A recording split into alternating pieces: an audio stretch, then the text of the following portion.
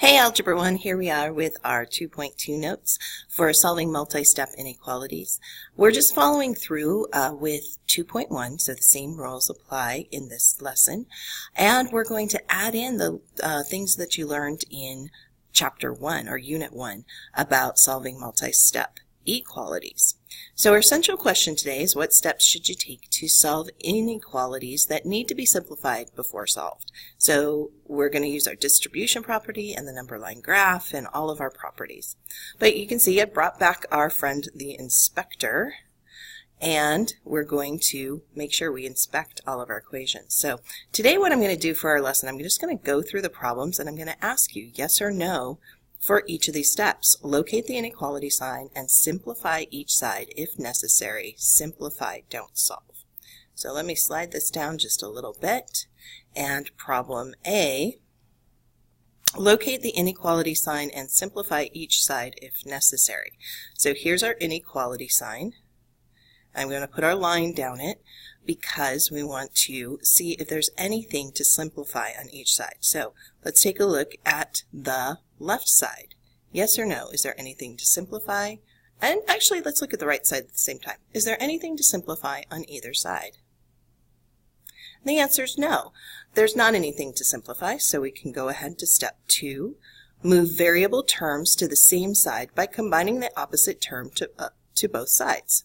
Do I have the variable x on both sides of the equation or inequality? No, we don't. So we can skip step 2. Now we can go ahead and use our order of operations to solve. The first thing I want to move is this 12. It's 12 minus 3x. The opposite of 12, so that I can cancel it, is negative 12. So we're going to subtract that 12 from both sides of our inequality, and I get left over, I get negative 3x is less than or equal to, it looks like negative 6. All right, then let's go ahead and divide the negative 3. What did I just say? Divide by negative 3. Alarms should be going off in your head. Warning, danger. Make sure whenever you divide by a negative number, multiply or divide by a negative number, that you're going to reverse that inequality.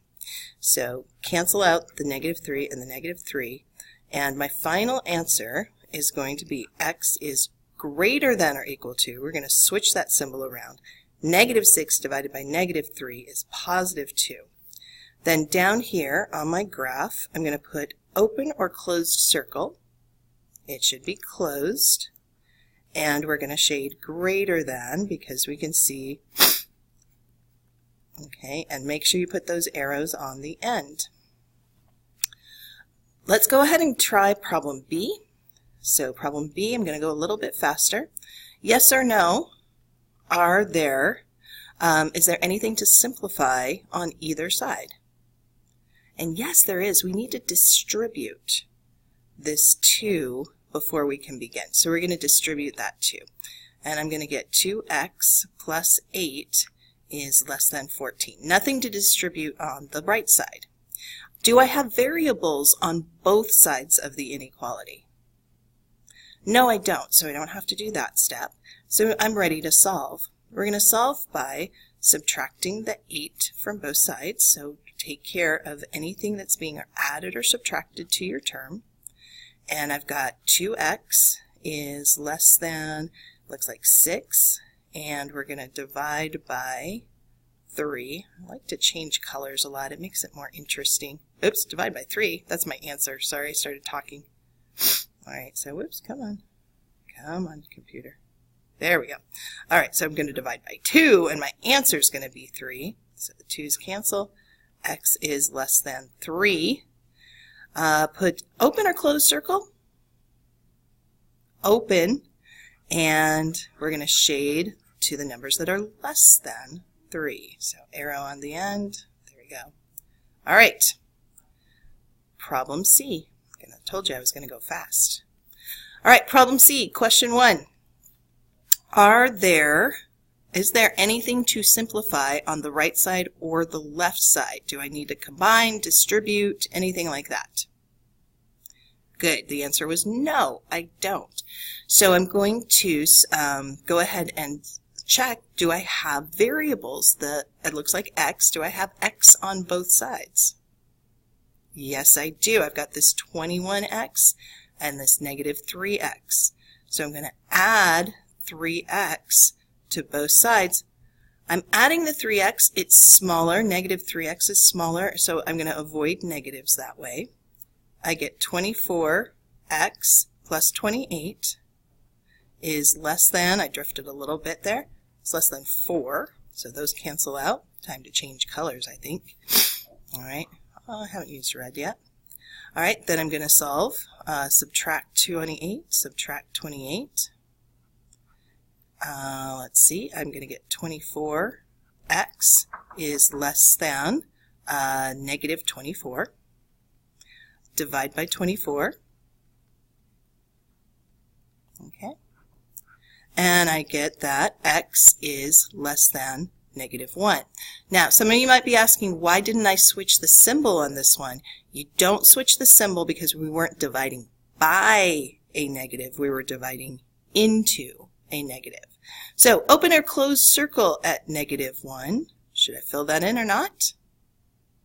Nope, it should be open. Open circle.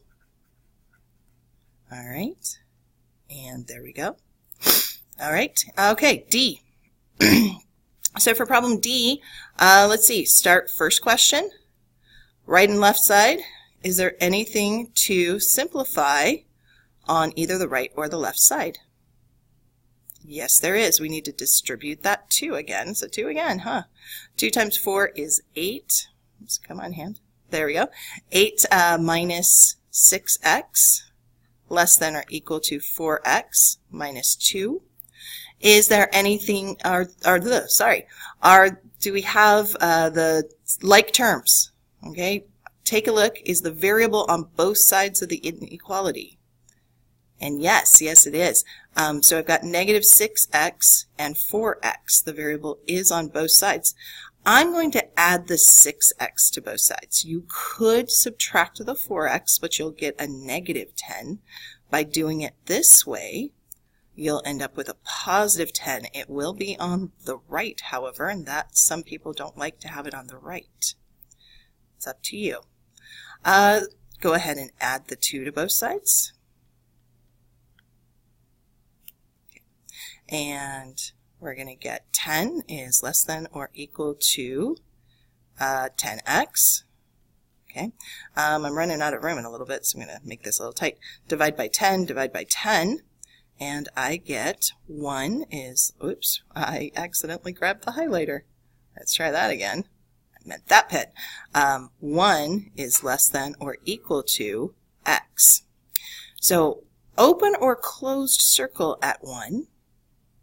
You're right, it should be closed, so I'm going to fill that in because of the equal sign.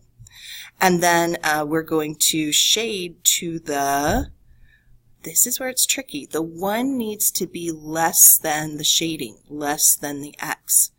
Okay, if this is going to throw you off, okay, 2, so we want to say 1, is that less than 2? Yes. If this bothers you, you can switch it around, but just make sure you switch the inequality as well, okay?